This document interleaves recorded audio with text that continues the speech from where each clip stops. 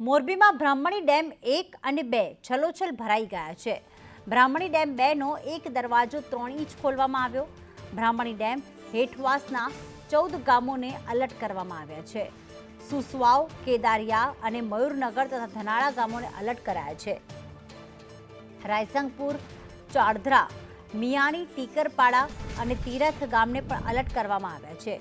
ઉપરવાસમાં વરસાદના પગલે ડેમ છલોછલ ભરાયો, જેના કારણે નીચાણવાળા જે ગામો છે, દરિયાકાંઠાના જે ગામો છે, માફ કરશો, ડેમની આસપાસના જે ગામો છે તેમને એલર્ટ કરવામાં આવ્યા છે।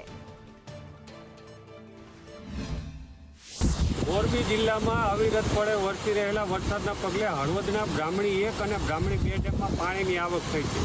બ્રાહ્મણી 1 ડેમ પણ છલોછલ ભરાઈ ચૂક્યો છે અને તેને લઈ પાણી છલકાઈ રહ્યું છે અને સાથે જ બ્રાહ્મણી 2 ડેમનો એક દરવાજો 3 ઇંચ ખોલવાની ફરજ પડી છે। હું તમને દ્રશ્યો બતાવીશ। અત્યારે જે દ્રશ્યો જોઈ રહ્યા છો તે બ્રાહ્મણી 2 ડેમના છે ને એક દરવાજો 3 ઇંચ જેટલો ખોલવામાં આવ્યો છે।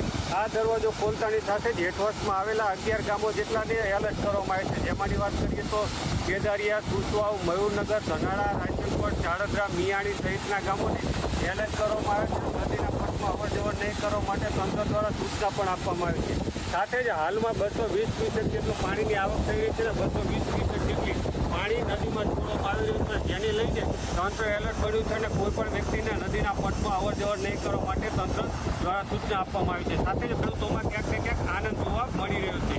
સંદેશ ન્યૂઝ, જગદીશ પરમાર, મોરબી।